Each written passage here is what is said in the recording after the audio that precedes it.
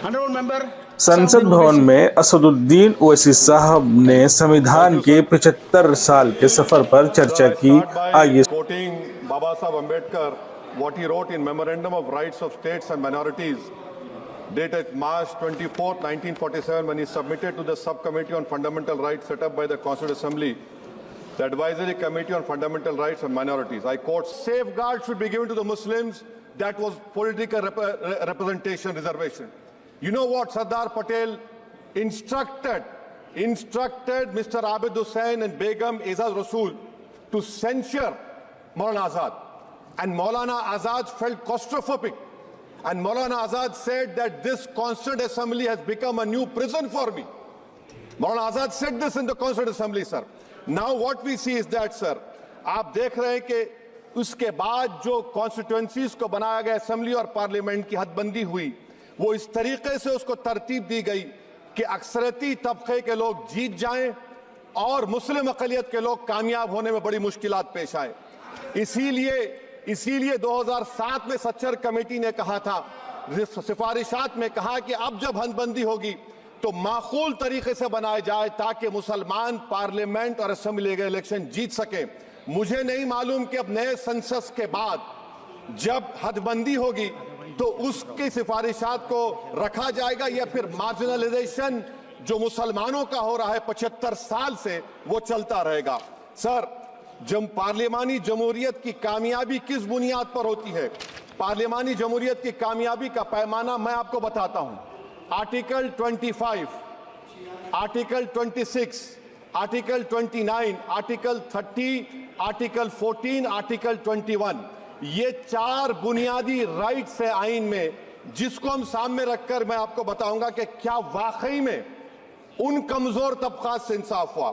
मिसाल के तौर पर आर्टिकल 15 और 16, सर, 1950 का प्रेसिडेंशियल ऑर्डर निकला, तारीखी नाइंसाफी के खात्मे के लिए रिजर्वेशन दिया गया, तारीखी नाइंसाफी के लिए हजारों साल के जुल्म की बिना पर, मगर उनको नहीं मिला जिनका मजहब इस्लाम और मुसलमान था, जो भी उनसे भी नाइंसाफी जुल्म हुआ। दूसरी बात सर, दूसरी बात, दफा 25 में प्रोफेस कहा गया, आर्टिकल 25 टॉक्स प्रोफेस।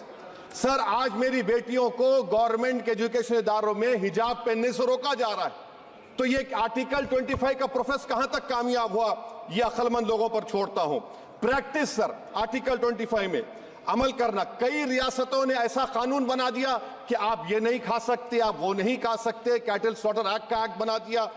आप बताइए कि हरियाणा, राजस्थान में पुलिस की अख्तियारात गौरक्षक को दे दिए और उन अख्तियारात का बेजा इस्तेमाल मॉब लिंचिंग में हुआ। किसका हुआ? एक लड़का था साबिर मलिक बंगाल का, मार के पीट कर मार दिया गया। क्यों? क्योंकि उसने बीफ खाया, बाद में मालूम हुआ नहीं खाया। जुनैद और नसीर को गाटमीका के थे, उनको जिंदा जला दिया गया। सर, फिर प्रोपगेट, आप ये आर्टिकल 25 का 3rd सेक्शन प्रोपगेट। आज आप देख रहे हैं कि मुझसे पूछा जा रहा है कि 500 साल पहले तुम्हारी मस्जिद थी, नहीं थी। ख्वाजा अजमेरी की दरगाह कह रहे नहीं है। अरे सर, अगर मैं इस पार्लियामेंट में खोद दूं, इसमें गड़ा कर दूं, तो खाने जहां का हिस्सा मिलेगा तो मेरी हो जाएगी ये। आप बताइए। अब आप देखिए ये प्रोपगेट क्या हो रहा है।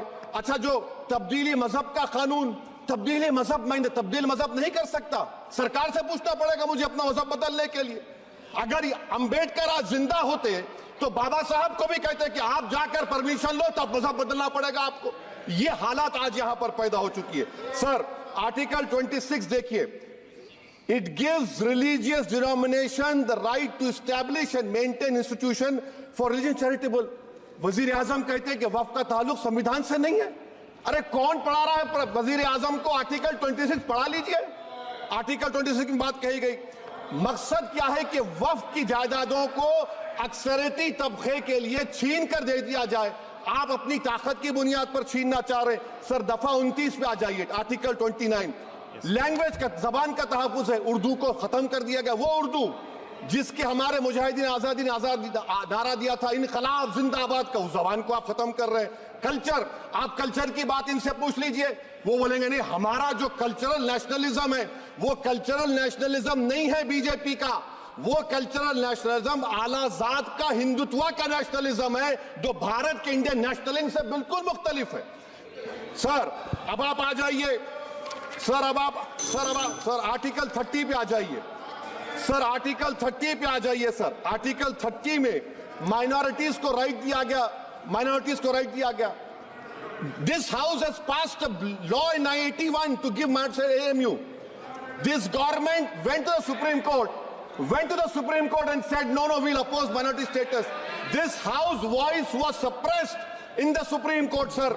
That is why I say that the executive has argued contrary to the parliament. Sir, right to life तो उस वक्त भी था। मैं आपको मिसाल दे रहा हूं सर, दिसंबर 63 में 63 में कश्मीर में रसूलुल्लाह सल्लल्लाहु अलैहि वसल्लम के मुंह मुबारक की चोरी हुई तो पूरे देश में sir only 2 minutes, sir, Please wind up.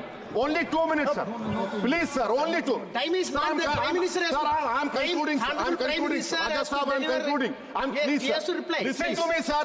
Sir, my Shikwa Hind Please, Bayan. 1 minute, one minute, Sir, one minute, I'll conclude, sir. 2 minutes. Now, in Article 20, after that in 63, 8 lakh Muslims were pushed into East Pakistan. What has changed? Please tell me. 2013 Muzaffarnagar, 50,000 were shifted. Sir, riots to unrights happened. Nelli massacre, Hashimpura, Maliana, Mumbai 93, Ahmedabad 69, Gujarat 2002, 22, Delhi 84, Delhi. Nothing has changed, sir. Lastly, sir. Please. Lastly, sir, on judiciary, on judiciary, sir, I'm concluding. Please, On please, judiciary, sir, CAA is not being heard. 2 sitting chief ministers get bail, but Stan Swamy died in the prison, sir. That is why I say the institution functioning of Obviously, judiciary please conclude. accountability. And lastly, sir, just now Ravi Shankar Prasad has quoted a book. In that book, there's a Tipu Sultan also. है वो intellectually dishonest है, संविधान सच्चा है। जय भीम, आइन जिंदाबाद। Professor, please. So good.